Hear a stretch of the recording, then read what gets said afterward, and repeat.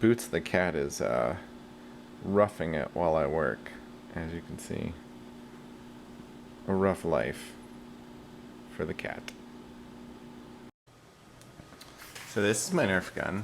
I realized I should have made a video about this when I started painting it, but this is my old Maverick. It's a little sticky because of all the paint. So yeah, it originally looked like this, and then I painted it, and it looked like this, and I was like, that's not that cool. So now it looks like this, and I'm gonna go from here. So what I'm gonna do is, I'm gonna paint it to make it look like it was originally more like this color. Kind of give it sort of a orangey color, like down the insides and stuff, to make it look like it's worn away. So this is the actual color I painted it.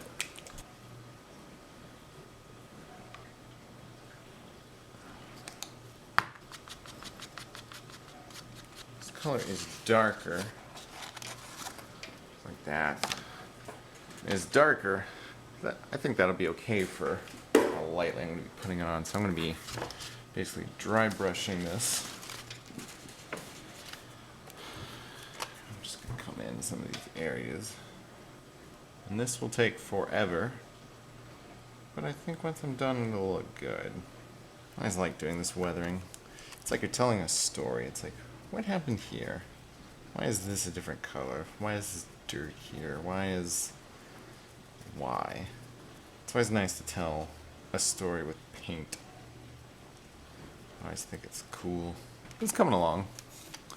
It's getting there. Alright, now I got a little more color variation in there, just a little bit.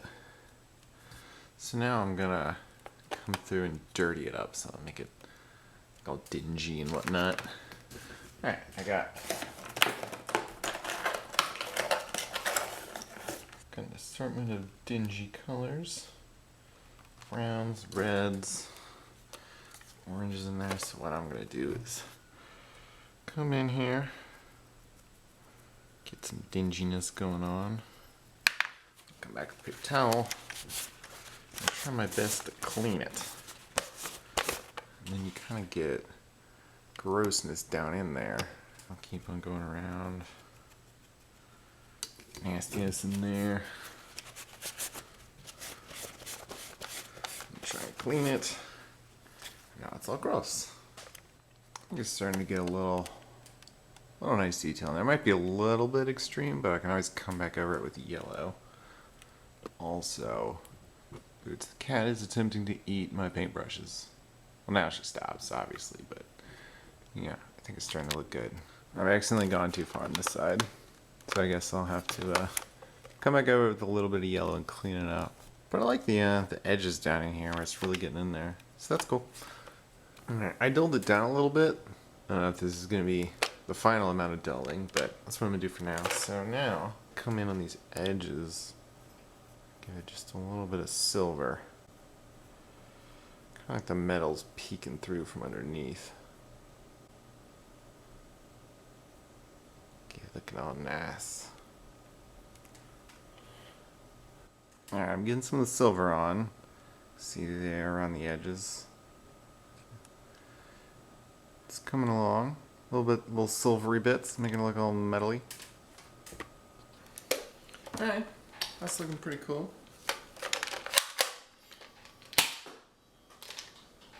Alright, yeah. It's a little sticky. I think I'll work on it some more later. But for now, it's pretty nice. Now what should I mess with? The map light in my car is broken. Cats in boxes, they were meant to be. I'm sorry for disturbing you. This is the map light in question. When I open the door, that side comes on. The other side doesn't. But if I push it, hello! So, I need to figure out what's wrong with that. And I got the those off. Cover things. Now I just gotta take it out of the ceiling. got all the screws out. And now it's just, it's 2 plugs. Let's remove that. Yeah, and I can't tell like any wiring issues. Like the wiring looks okay. And okay, the camera cut me off, but all the contacts into the car are good. And so now what I'm doing is I'm trying to mark out these little rails. Because from what I've read online is the contacts from these rails to where the bulbs plug in can sometimes be a little bit faulty, and you can solder them to make that better. So now I'm just trying to figure out where I need to solder. Okay, upon analyzing this, I think this switch over here is acting like an OR gate. I believe this switch is acting like an OR gate. It either turns the light on when the door's open or when the switch is activated. And I think something in here is awry because none of these connections look bad. And I've plotted out what all these different things do. So I think it's a bad switch, so I can't fix it. Okay, so I think I understand how this works.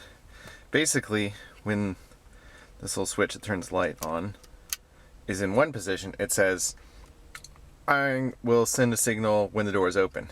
And in the other position, it says, I'm sending a signal now. Basically turning the map light on and not allowing current to come from the door sensor. So I think if I cross one of these paths, I'll bypass where the switch is broken and allow it to turn on. However, if the door is open and I hit the switch, I'll probably blow a fuse. So I'll just need to keep that in mind. So I'm gonna test it out and see if I can get it to turn on. Well, I just shorted it out. So yeah, I think I'm just gonna have to get a new one of these things and also locate the fuse because I blew it. Needle in a haystack. I guess I spent 5 minutes in the engine bay trying to find the proper fuse. It's all the way down here. Like, down there where I couldn't find it. So now, I gotta find which one's the interior fuse. And now I replace that. Well, that's a blown fuse. The unfortunate part is, I don't have a spare 7.5 amp. So, no interior lights at all for me. Till I go to the store and buy one. Great. Alright, it's literally been an entire week since I've worked on my car. And I've been driving around like this, and this wire like falls down and is like, hey, hope you don't want to see the cars behind you or anything. So that's annoying. But I went to the auto parts store, got some fuses. I had to buy a multi-pack because you can't buy a 7.5 amp fuse. That's cool, I got some extras. And so now I'm gonna try and get this bad boy working, have some light in my car. That would be awesome. I love my Honda, right, but I want to take 1 second to complain. There's an empty plastic space right here where you could totally put a fuse box, but instead the fuse box is located here. Yeah.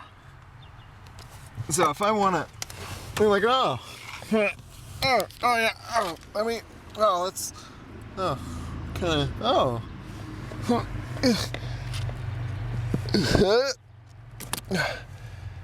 yeah, it's the bad one.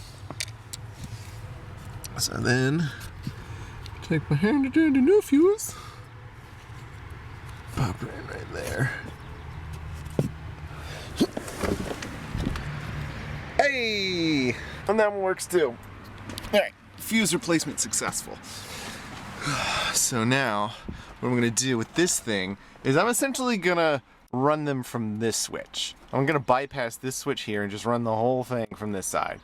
And I'll see how that works. And if it doesn't, I have another fuse. We'll hope it works. A length of wire, a soldering iron, and the correct terminal. I hope. Alright, got this all screwed up in here.